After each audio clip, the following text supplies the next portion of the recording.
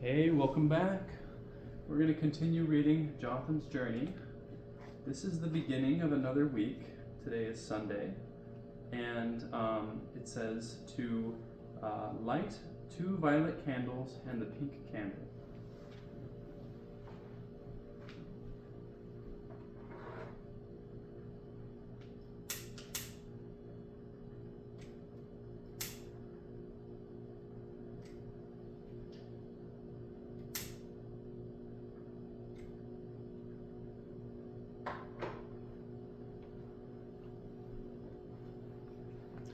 So the pink candle is the joy candle. We have hope, faith, and joy. We also have another picture to show.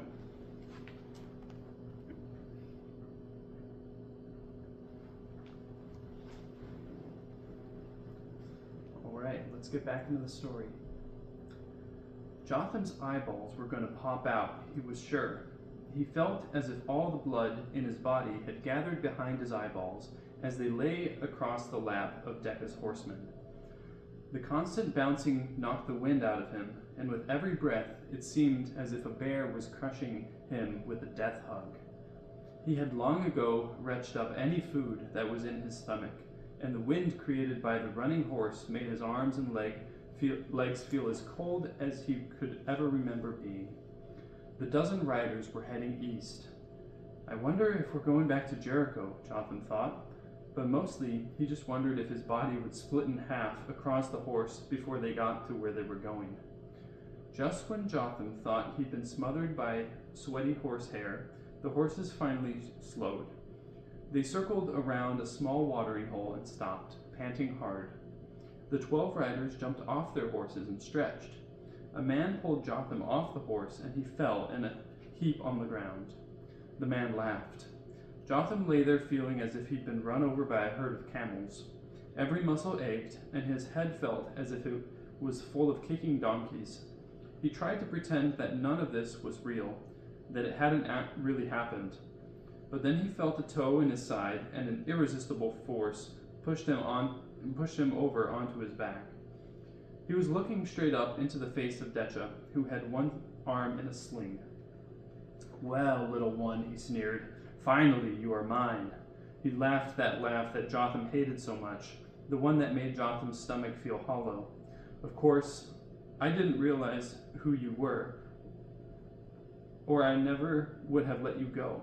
He laughed again, long and loud, then all of a sudden dropped to one knee and put his sword to Jotham's throat with his good hand.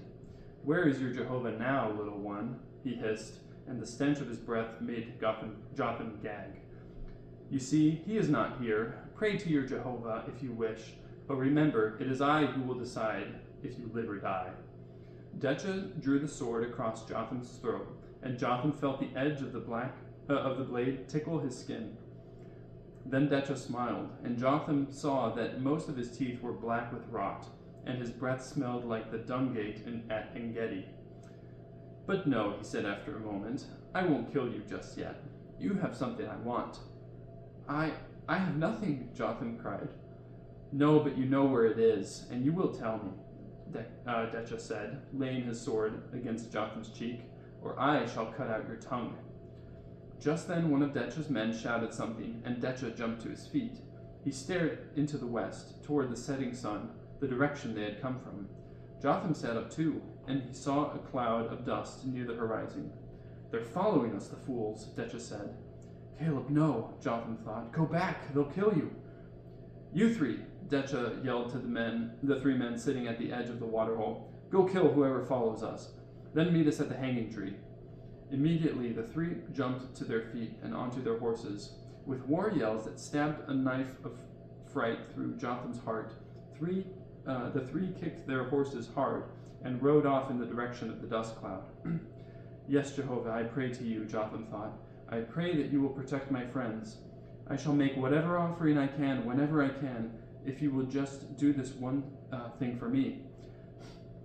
Decca now ordered the rest of his men to mount, and Jotham felt himself lifted to his feet.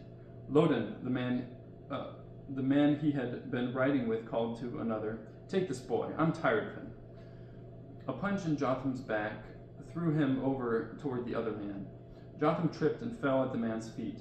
With a sigh of disgust, Loden threw Jotham across the horse, then climbed up behind him. This man smells even worse than the other, Jotham decided, but at least he's letting me sit up. Being upright didn't help Jotham's stomach very much, as they now left the plateau and dropped slowly down through jagged ravines. Jotham was thrown from one side to the other as the horse searched for footing among the rocks. In some places, the path was so steep that he felt as if he would fall straight down over the horse's head. The sun had set by the time they reached the bottom, and the ground leveled out. The half moon gave off a little bit of light, but Jotham still couldn't see very far ahead.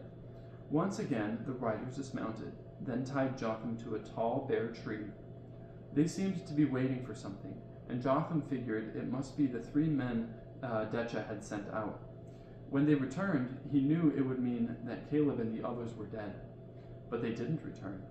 Most of the 9 men fell asleep. A few munched on bread crusts. Decha paced between a log and a rock, his sword glinting off the moonlight each time he reversed direction at the log. But still, the men did not return. Finally, in anger, Decha began yelling and kicking at the sleeping men.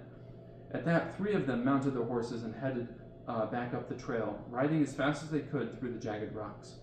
Decha began pacing again and soon ordered everyone else onto their horses. The men quickly gathered their blankets and food and mounted up. Loden pulled Jotham up by the neck of his tunic.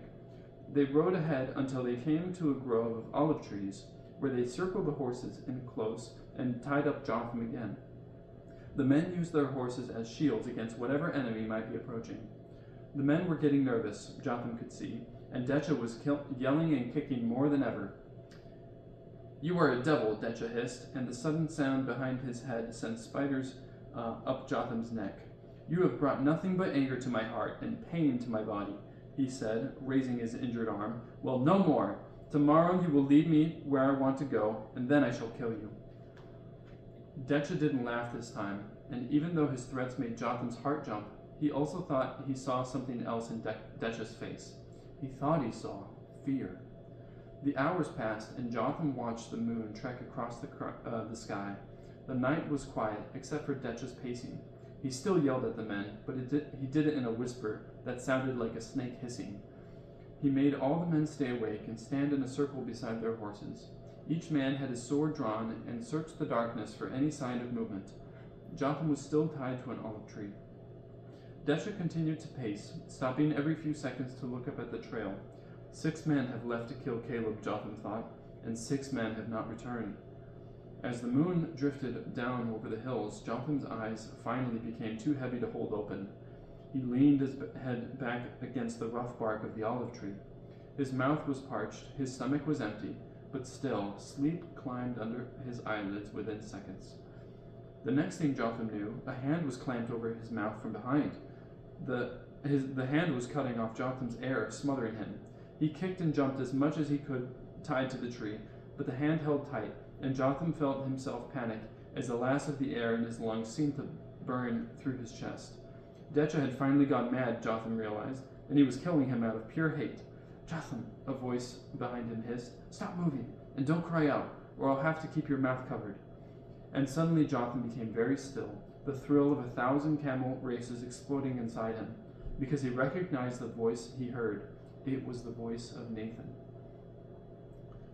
"Praise be to the Lord, to God our Savior, who daily bears our burdens. Our God is a God who saves. From the sovereign Lord comes escape from death." Psalm 68, 19 through 20. At just the right moment, Nathan showed up quite unexpectedly to save Jotham. At just the right moment, God sent Jesus quite unexpectedly to save us from our selfishness. Now we must each decide what to do with our salvation. Jotham could jump up, yell to Decha that he was being rescued, and thus invite Decha to come and kill him, or he can quietly slip away unnoticed. Each of us has the choice to brag and act selfishly, and thus invite Satan to come in and destroy our lives. Or we can quietly live our lives as Jesus did, caring more about others than ourselves.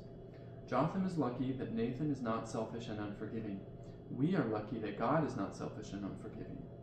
Can we then act towards others as God has acted towards us? All right, that'll be it for today.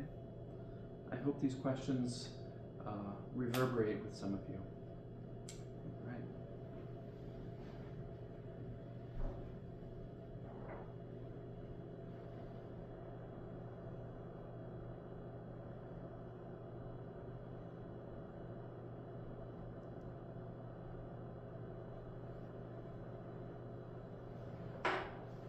See you again tomorrow.